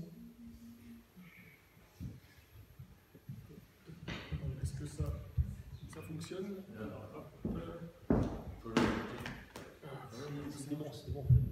Là, ça fonctionne. Alors, sur cette histoire de diagnostic, je ne suis pas un spécialiste, mais il y a des traits, je disais trois, qui sont des traits généraux d'identification sur ce qu'on appelle les troubles de la communication sociale, ce qu'on appelle les intérêts restreints, et ensuite c'est décliné en des signes assez fins, des signes comportementaux ou autres, qui ne sont pas les mêmes aux différents âges. Il y a un certain nombre de choses qui donnent une forte présomption à un certain âge. Ce sont d'autres traits qui vont donner une autre présomption à des âges différents. C'est pas simple, ça se fait pas comme ça. Alors, il y a toujours des gens qui rêvent d'avoir une intelligence artificielle qui va juste scanner un visage pour dire si la personne est autiste ou pas, mais ça se fait pas comme ça. Ensuite, vous avez un ensemble de critères qui s'appliquent pour repérer, puis ensuite pour confirmer ou pas confirmer. Vous pouvez, ça se trouve assez facilement sur n'importe quel site, ou même sur les notices Wikipédia. Sur l'autisme, tout ce qu'il y a sur la Wikipédia française sur l'autisme est extrêmement sourcé et bien constitué. Ça a été fait par la personne la plus performante de Wikipédia mondiale. Validé comme tel. Sur la deuxième question, je ne sais pas comment répondre. Je peux dire simplement, je pense que l'idée est de ne pas forcément se sentir personnellement mis en cause par des comportements qu'on ne comprend pas. D'essayer d'avoir le plus de plasticité possible. Ensuite, moi, je n'ai pas de mode d'emploi. Enfin, je veux dire, une rencontre, c'est une rencontre. Alors, plus on comprend les types de spécificités que peut avoir une personne, plus on s'ajuste, mais une rencontre, c'est individuel. C'est le problème de politesse. Vous savez que des gens disent voilà, cet autiste que je connais n'arrive pas à m'embrasser. Il fait de chaque côté au lieu de. C'est grave. Non, moi je laisse tomber. Mais il y a des gens qui disent que ça choque beaucoup, que c'est pas poli. J'entends dire ça à propos de ce jeune homme, il n'est pas poli. Ça me choque beaucoup. Non, mais c'est ça qu'on essaie de faire évoluer. C'est pour ça qu'il est important d'avoir aussi beaucoup de personnes autistes qui s'expriment, qui apparaissent, etc. pour que petit à petit, dans les mœurs, ce genre de choses apparaissent moins graves. Parce que ça peut être un peu irritant. C'est normal. Moi, je suis irrité par plein de choses. Hein, par mon intérêt. C'est normal. On n'est pas des saints, mais que ça ne cesse d'être rédhibitoire. Et moi, vous voyez, puisque j'ai été outé, j'ai une manière de regarder, de parler, j'ai une expression, etc. C'est pour ça que dans le cadre de la plupart des interactions, peut être comprise comme agressive. L'idée, c'est petit à petit de faire évoluer un certain nombre de stéréotypes et autres pour que ça passe du domaine du rédhibitoire au domaine du... c'est une caractéristique de la personne comme une autre. Les gens sont ce qu'ils sont des individus. On fait avec les individualités. On n'a pas besoin d'aimer tous. C'est une personne. Oui, enfin, il y a des... Nous, on s'embrasse pour se dire bonjour, tout ça, mais il y a des civilisations où ça ne se fait pas.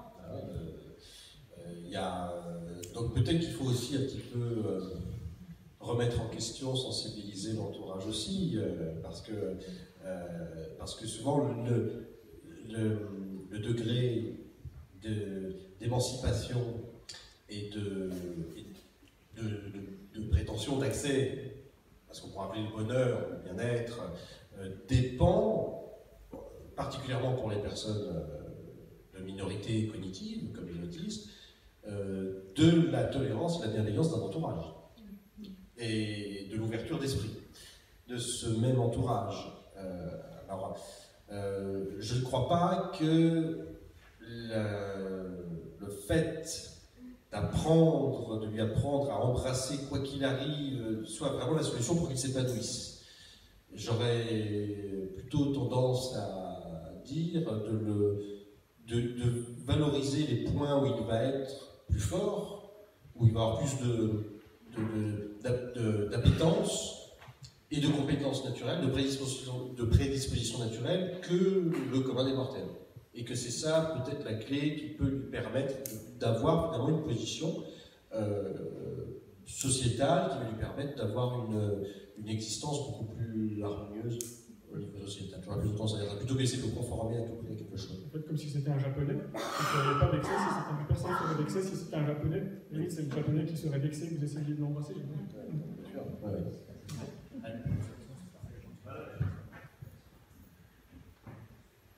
Quand on dit de quelqu'un qui est japonais, il n'y a pas de rejet. Quand une jeune femme autiste dit qu'elle est autiste, il peut y avoir de rejet. C'est simplement pour ça. Et là, c'est vraiment... voilà, moi je le vis quotidiennement. Et je ne sais pas quoi faire. Je ne sais pas s'il faut dire...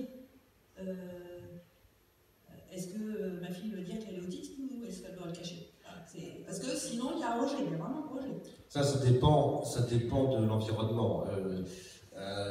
Avant de s'afficher, d'avancer un visage découvert ou masqué, il faut déterminer l'hostilité, le degré d'hostilité d'un environnement donné. Et donc, ça dépend vraiment des situations. Il y a un environnement bienveillant, plutôt sensibilisé, certains environnements, ça peut aider. Mais parfois, il m'est arrivé de consigner à des personnes, qui sont dans des contextes scolaires, où, voilà, en disant, bon écoutez, là, vu le contexte, je vous conseille de surtout ne rien dire, parce que sinon, vous allez être... c'est vrai, par exemple, c'est vrai qu'il y a des discriminations latente, hein, comme le sont la plupart des discriminations. Par exemple, dans le système scolaire actuel, si vous êtes, en effet, moi non plus je ne vais pas trop diagnostiquer, on va dire identifié, si vous êtes identifié autiste officiellement, et qu'il y a un problème qui se passe, même si vous n'êtes pas à l'origine du problème, mais enfin, que vous êtes, ou un dommage collatéral, mais que le problème est autour de vous, vous allez être grosso modo renvoyé. Si vous n'êtes pas étiqueté autiste, même si vous êtes renvoyé d'une école, l'éducation nationale a pour obligation de vous rescolariser quelque part. Si vous êtes étiqueté autiste, vous allez être orienté dans les mœurs en établissement spécialisé. Et vos droits vont, même s'ils sont garantis par les textes, en principe, plus ou moins, ne seront pas appliqués. C'est-à-dire qu'entre les textes et l'application, il y a vraiment beaucoup de... Donc, pour votre question, faut-il le dire, ne pas le dire? J'aurais tendance à dire qu'il faut vraiment jauger l'environnement avant, son degré d'hostilité ou son degré de bienveillance en fonction, et faire en fonction de en fonction de ça. Je n'ai pas grand-chose à rajouter, je suis d'accord. D'où l'importance ensuite au niveau collectif que les personnes autistes puissent peser pour construire vraiment un rapport de force. D'autres minorités, par exemple, ont des capacités ensuite d'équilibrer ça, de faire en sorte que ces discriminations individuelles soient beaucoup plus difficiles ou beaucoup plus coûteuses à ceux qui les font subir. Donc, là, vraiment, c'est pour ça que l'autisme, c'est pas simplement une question de connaissance individuelle, pas seulement une question d'expression individuelle, c'est une question de constitution d'une minorité à un niveau politique, etc. C'est pour ça qu'on insiste beaucoup là-dessus. Bonjour. Voilà, quand on donne un travail à un autiste, comment fait-on quand il prend une crise? Quand il lui prend une crise, comment réagir vis-à-vis de ses camarades? Alors, si vous voulez, la crise, en soi, déjà, l'autisme n'a pas le monopole de la crise. Il y a des personnes qui se jettent par la fenêtre en entreprise et qui ne sont pas forcément autistes. Et là, la question aussi se pose, comment on aurait pu gérer cette crise? Comment on aurait pu devancer cela? Alors, incontestablement, ça va se faire... déjà, il faut en effet qu'il y ait une augmentation des leviers d'influence de la minorité par divers moyens. Alors là, on entre dans la notion d'espace de parole, de sensibilisation, d'action. Il faut aussi apprendre à appréhender cette personne, à la connaître, à voir... il faut savoir que, par exemple, en l'occurrence au niveau de l'entreprise, l'entretien d'embauche, ce n'est pas ça qui va nous permettre de connaître la personne. Déjà, en général, elle va être éliminée, en général, l'entretien d'embauche classique, une personne dans le spectre. Ou alors, elle va peut-être arriver à le passer si elle arrive à devenir très fine à droite d'observation et d'analyse de la personne. Et ensuite, par exemple, j'avais un ami. On dit souvent, voilà, la hantise de la personne autiste en entreprise, c'est la machine à café. Bon, ce qui est plutôt vrai. Mais alors, j'avais un ami qui, lui, donc, évolue dans les milieux d'entreprise, qui est du spectre, lui aussi, et lui, il avait étudié tous les magazines Paris Match, VSD, Closer, à chaque fois, donc tous les jours, il se faisait, c'est un type qui lit très vite, hein, il enregistre une page par seconde comme ça, parce qu'il a une mémoire visuelle très accrue, et donc il observait ça, et donc il était capable, dans les discussions small talk, il connaissait mieux que tout le monde tous les dossiers. Mais alors du coup, il a appliqué vraiment comme quelqu'un du spectre, quoi. Et donc à la fin, il se faisait finalement détecter parce qu'il finalement, ça devenait... Alors qu'il s'en foutait complètement de ces trucs-là, mais il l'avait fait vraiment de manière extrêmement méthodique. Donc, comment devancer ces crises-là, je crois qu'il faut... en fait, c'est une loupe grossissante, tout ça, des dysfonctionnements sociétaux. Hein, parce que, comme je vous disais, il n'y a pas que les autistes qui font des crises dans des environnements donnés. Je crois que ça appelle aussi une remise en question de notre fonctionnement. Mon collègue parlait tout à l'heure aussi de tous les fonctionnements, finalement, qu'aujourd'hui on est dans une hyper-individualisation. Est-ce qu'il ne faut pas revenir à quelque chose de plus fondé, finalement, sur des complémentarités au sein d'un groupe, une dynamique de groupe dans des domaines? Je crois que c'est davantage l'environnement professionnel qui doit se réformer sur les techniques managériales, sur les façons d'organiser les personnels d'entreprise, et que ça appelle finalement, l'autisme c'est un peu un point d'alarme, une loupe grossissante de ça. Et j'aurais plutôt tendance à aller, oui, dans une remise en question environnementale, quoi, globalement. Alors moi, je veux dire deux mots. Moi, je suis toujours un peu embêté pour répondre à ce type de questions parce que c'est des questions très individuelles par rapport auxquelles je n'ai pas vraiment de légitimité. Je ne suis pas du tout expert là-dedans. C'est même pas mon avis. Je peux parler à partir de quelques expériences professionnelles. C'est des paroles en l'air. Mais j'ai envie de dire, au fond, alors d'une part, d'accord, sur tout ce qui peut prévenir et anticiper les risques de crise. Ensuite, il se trouve que la crise, c'est quelque chose que je connais bien, parce que moi, ça m'arrive. Et ça m'arrive alors que je suis quelqu'un qui, par ailleurs, me retrouve souvent dans les ministères, etc. Donc, ça peut être assez contradictoire et effrayer beaucoup par rapport à ce qui peut être mes autres activités par ailleurs. On va dire d'abord, l'idée, c'est comment faire pour essayer de dédramatiser ça. Une crise, c'est pas une personne autiste. La plupart du temps, c'est pas quelque chose qui se traduit par des actes violents, sauf si quelqu'un vient l'agresser à ce moment-là. Dans ce cas, il va se défendre. Mais sinon, c'est quelque chose d'effrayant pour les autres, parce que c'est une espèce de déferlement où on dit n'importe quoi et tout. Vraiment, moi j'ai envie de dire, il faudrait essayer au maximum de le dédramatiser. Pour la personne elle-même, parce que dédramatiser ce qu'elle fait, ce qu'elle dit, c'est déjà, c'est une épreuve comme ça. Moins l'environnement finalement va juger ça grave, et plus ça pourra passer.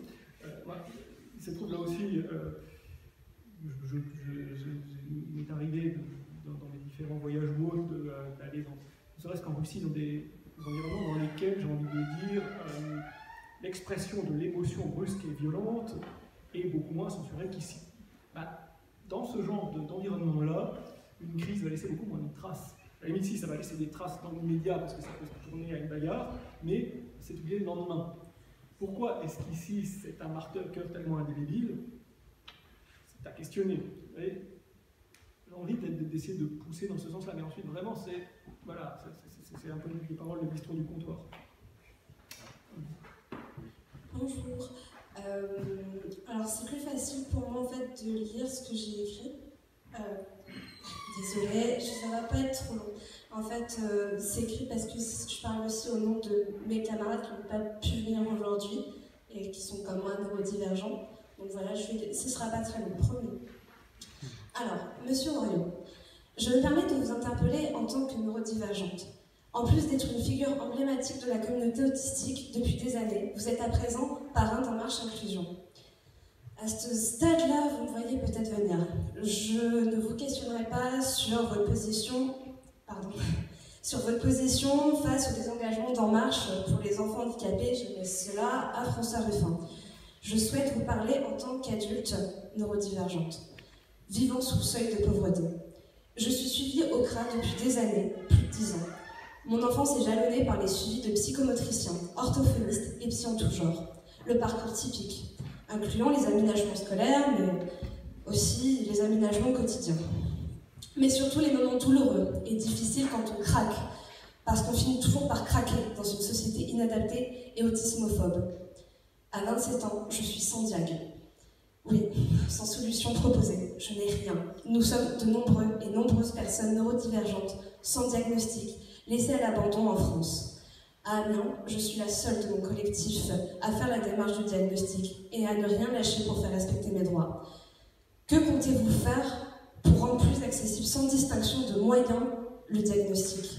Amiens est par ailleurs la ville d'Emmanuel Macron, comme vous le savez, et l'autisme est la grande cause de ce quinquennat, heureusement.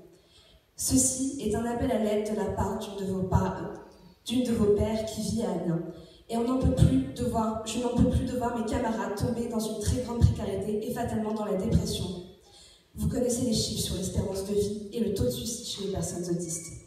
L'empowerment, oui. Retrouver une fierté, oui. Et une identité, oui. Revaloriser les personnes autistes, oui. C'est essentiel de retrouver une estime de soi. Mais comment cela est-il possible, puisqu'être autiste, c'est être condamné à la précarité? Et comment peut-on rejoindre un mouvement politique qui condamne à mort les pauvres et donc les personnes autistes. Qu'allez-vous faire pour lutter contre la précarité de vos pairs? Peut-être on va éviter les considérations trop politiciennes. Non, ce sont des excellentes questions. Alors, je précise que je n'occupe aucun mandat politique, que je ne suis pas élu, que je ne suis pas nommé secrétaire d'État ou dans un ministère quelconque ou tout ça. Donc voilà, je suis en effet parrain de l'Inclusion en marche, qui est un mouvement qui n'est pas officiellement affilié, mais bon, qui est un mouvement, on va dire, à logique un peu transpartisane, mais qui est là pour accompagner, on va dire, l'action gouvernementale, mais pour essayer d'insuffler dans un sens beaucoup plus inclusif qu'elle ne le fait actuellement. Après, moi, je ne suis pas président de ce mouvement. Le président de ce mouvement, c'est Olivier Paulini, que je connais très bien, et avec qui on partage la même idée au niveau de la désinstitutionnalisation et d'orienter justement vers une société plus inclusive. Mais finalement, on est davantage là, j'aurais tendance à dire, pour faire une pression amicale, c'est plutôt comme ça que j'entends la chose, sur les politiques qui sont amenées, parce que justement, bon, moi personnellement,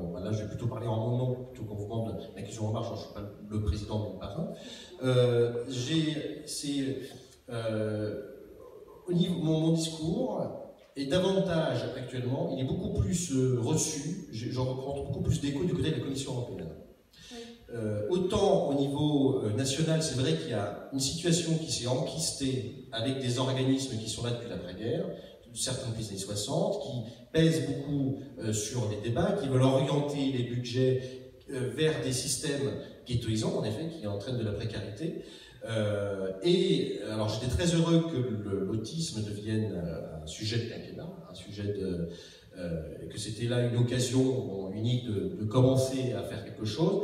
Après, je crois que cette question va définitivement se jouer au niveau européen, parce que à l'Europe, et c'est pour ça que on peut voir au niveau de la big picture, c'est qu'il y a des exemples à l'échelle européenne qui sont beaucoup plus inclusifs.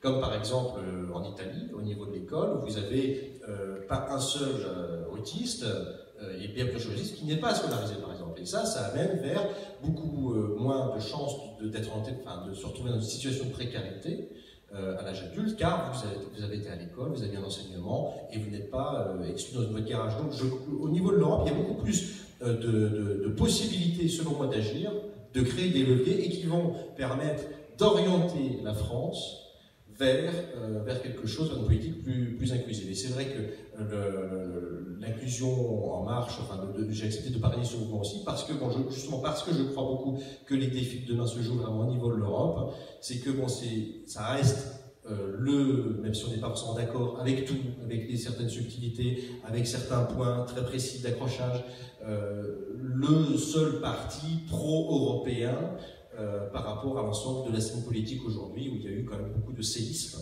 et de redistribution de cartes. Je ne sais pas si j'ai bien répondu à votre question. Est-ce que je peux me permettre de dire un mot Alors, moi, j'ai une action dans ce domaine-là en tant que membre cofondateur du plus important, mais pas du tout, dont l'objet principal n'est pas l'autisme, qui est la question de l'inclusion en général, bien au-delà de tous les handicaps, vraiment sur l'accompagnement. Vous pouvez présenter rapidement l'association. C'est l'association qui est à la fois un think tank et puis un incubateur de projets pour, d'une part, promouvoir au niveau de la loi des mesures et des dispositifs qui vont se faire en faveur soit de l'inclusion et de l'accompagnement des personnes menacées de déqualification et de marginalisation.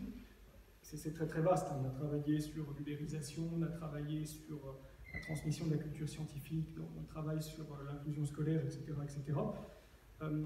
Donc à ce niveau-là, on essaie de pousser à la fois au niveau de la loi et puis au niveau du terrain de développement de dispositifs qui vont faciliter l'inclusion. Mais évidemment, ce n'est absolument pas une réponse suffisante. Je pense que participer à ce genre de choses et être un peu présent dans les instances, avec tout le côté de compromission que ça peut avoir, c'est quand même important, parce que si on n'y est pas, personne n'y est, et d'autres y sont, qui parlent encore moins. Donc, j'assume de faire de l'entrisme avec tout le niveau de compromission que ça peut impliquer. Je pense que la situation des personnes, elle ne peut pas se régler ni au niveau individuel, ni par des individualités. C'est vraiment en constituant des collectifs les plus puissants possibles qu'on a une chance de bouger ça. Ah, vous avez une association qui s'appelle CLE Clé Autisme qui s'est créée, qui est une association qui est enfin pour une fois une association créée et gérée, administrée par des personnes autistes, qui a vraiment pour but de pousser sur tous les niveaux ces questions-là. Je pense que c'est vraiment un moyen important. Enfin, c'est à la fois important pour porter une parole, pour faire pression, et c'est aussi important pour développer l'ensemble des solidarités individuelles et autres, et sans lesquelles on ne s'en sort pas. Et moi, j'ai vraiment vu des personnes qui étaient dans des situations de précarité très grandes, qui le sont d'une certaine manière toujours, mais la précarité, je veux dire, elle est d'autant plus grande qu'on est seul, et donc on dépend de dispositifs qu'on ne maîtrise pas, donc une angoisse qui disparaisse. À partir du moment où on commence à être un groupe, avec des capacités d'entraide, des capacités de partage, des capacités de se rattraper, déjà, on passe le degré minimum de survie de la pyramide de Maslow, et on devient collectivement ensuite capable de faire des choses qui vont porter plus. Donc moi, c'est vraiment au niveau de la constitution des collectifs, des associations représentatives, etc., et pour le niveau des solidarités, et pour le niveau des paroles publiques, que je vous oriente. Ça ne répond pas directement à ce que vous dites, mais il faut faire masse. Oui. Je voulais savoir, moi, si le syndrome autistique était un syndrome en marche depuis la plus haute antiquité, ou si... J'essaie de me reprocher. Donc, est-ce qu'il est en marche depuis la plus haute antiquité, ou est-ce qu'il a été détecté récemment et lié à la société en évolution, à la société moderne, voire post-moderne, si j'en tiens ce que vous dites sur les GAFA, par exemple? Alors, si vous voulez, l'autisme, c'est quelque chose qui a toujours existé. On a même trouvé des gènes de l'autisme chez l'homme néandertal. Alors après, la notion d'autisme est utilisée pour la première fois en 1911 par Eugene Blower. Et c'est la première fois qu'on voit la notion d'autisme apparaître. Mais finalement, on va dire sa pathologisation en tant que telle date du XXe siècle. Finalement, il y a toujours eu le génome de l'autisme, les génomes en l'occurrence, la spécificité autistique, même si on ne l'appelait pas en tant que telle, a toujours existé. Par contre, ça a toujours existé. Sauf que après, en fonction des civilisations, des époques, ça a été plus ou moins toléré, tout ça, mais on n'avait pas fait cette notion de groupement, de neurofamille, comme ça qu'on pourrait appeler de ces manières-là. Oui, pardon. Je voulais remercier Hugo Oriot d'être présent ici. J'ai lu tous ses ouvrages, ceux de sa maman aussi, qui m'ont beaucoup touchée, dans Le Petit Prince Cannibale en particulier. Je voulais le remercier d'avoir fait la préface d'un livre qui est sorti cette semaine, qui est devant lui, qui s'intitule « Tom ou l'optimisme ». Alors justement, on est en plein cœur du sujet. L'idée, c'est de voir que la société évolue dans une reconnaissance quand même des difficultés des autistes, mais pour autant, l'optimisme, il est en demi-teinte parce que ça n'occulte pas évidemment la détresse des personnes, enfants comme adultes, atteintes d'autisme, celle qui a été évoquée par la jeune fille tout à l'heure, celle des parents, et je voulais insister sur la nécessité de partager, de l'importance de l'existence d'un réseau associatif, des associations. Alors justement, Tom ou l'optimisme a été écrit parce que, en tant que maman, j'étais à un moment donné dans une détresse épouvantable et je ne pouvais plus, je ne savais plus à quel sein me vouer, et c'est en retournant vers les associations que j'ai compris le mécanisme et comment fonctionnait mon enfant, chose que les médecins, les psychologues, les psychanalystes ne m'expliquaient absolument pas. Donc pendant des années, j'étais sur de fausses pistes, et c'est ce que je rencontre dans ce récit, en évoquant aussi la situation de milliers de parents qui sont face à l'énigme de leurs enfants et perdus. Donc pour moi, le réseau associatif qui se développe de plus en plus en France, comme vous le disiez tout à l'heure, est une des solutions pour faire avancer, pour être vraiment en marche et faire avancer la situation à tout point de vue. Ouais. Je me permets juste une remarque, je vous remercie beaucoup. il y a des associations dans le domaine de l'autisme, c'est vraiment le pharmacone platonicien, c'est-à-dire c'est à la fois le poison et le remède, parce que à la fois ça aide beaucoup, en même temps ça brouille énormément, et il y a vraiment nécessité à ce que des associations structurées par les personnes et ayant toutes les conditions requises au niveau permettant à ces associations de représenter légitimement les personnes se constituent aussi, parce que c'est à partir du moment où des associations se constituent de cette forme-là, au niveau du rapport au pouvoir public, au niveau du rapport à l'Europe et tout, la voix des personnes est totalement différente. À partir de ce moment-là, ces associations sont vraiment considérées comme représentant les droits de ces personnes, elles ont un pouvoir beaucoup plus fort, tout ce qu'elles vont revendiquer va pouvoir servir d'argument, va vraiment permettre l'activation d'un certain nombre de dispositifs au niveau européen, au niveau de l'ONU, etc. Excusez-moi de rentrer dans cette cuisine-là, mais comme justement le problème du domaine de l'autisme, c'est qu'il y a une multiplication d'associations. Certaines sont des associations de parents, d'autres c'est des associations hybrides. Il y a eu quelques fausses associations de personnes qui étaient plus ou moins manipulées de l'extérieur. Il y a des associations qui sont gestionnaires. Donc en effet, il est nécessaire de mobiliser le tissu associatif, mais il faut faire très très attention à ce à quoi ce tissu conduit. Il faut vraiment aussi assurer la légitimité, au point de vue plus strict de ces associations. Que les personnes, qu'il y ait vraiment des associations de personnes strictement constituées qui agissent et qui parlent.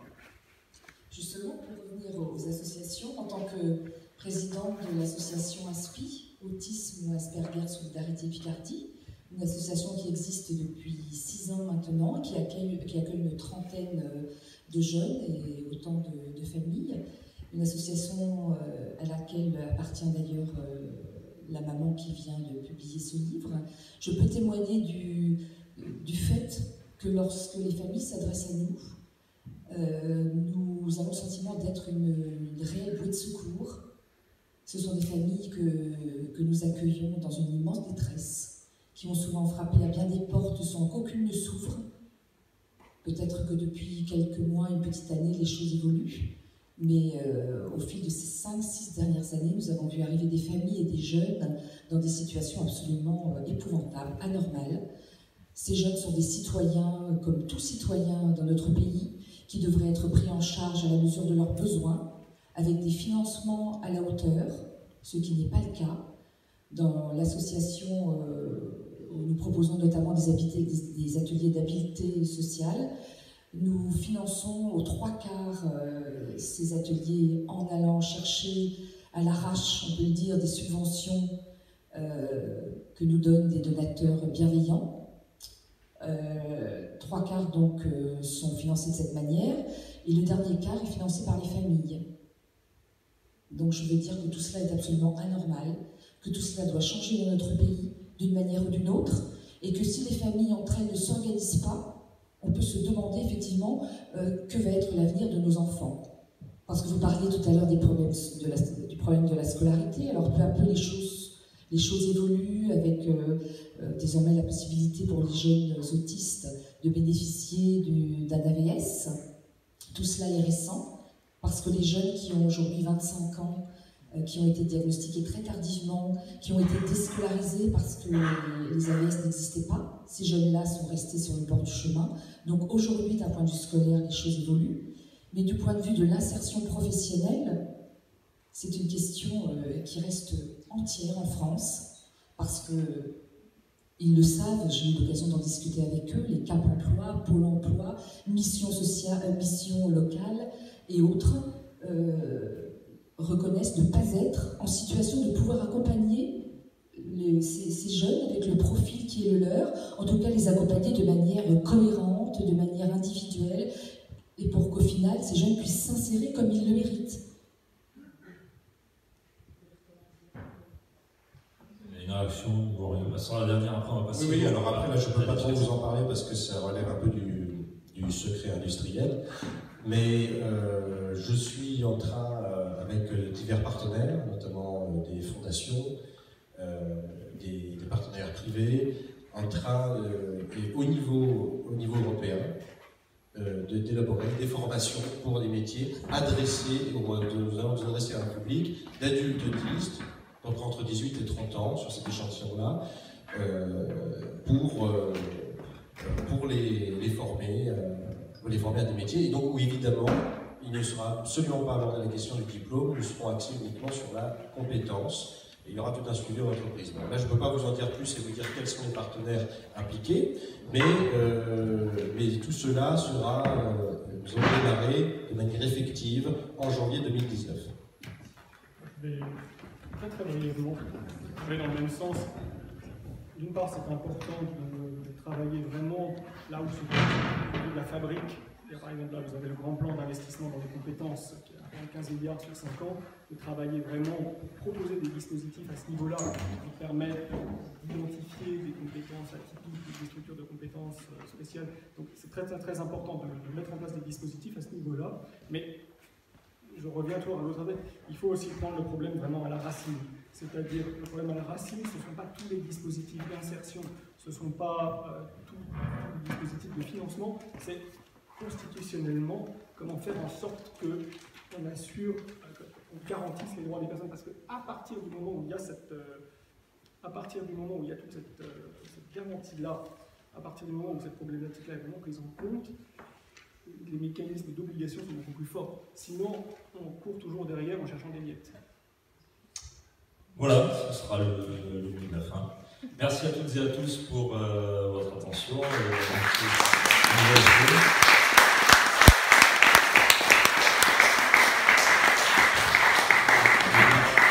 merci surtout à nos amis Florian Forestier et Hugo Oriot pour leur venue tout à fait généreuse et passionnante. On va maintenant passer à une vente à côté avec des dédicaces et des discussions un peu plus informelles qui pourront durer environ un petit quart d'heure. Voilà.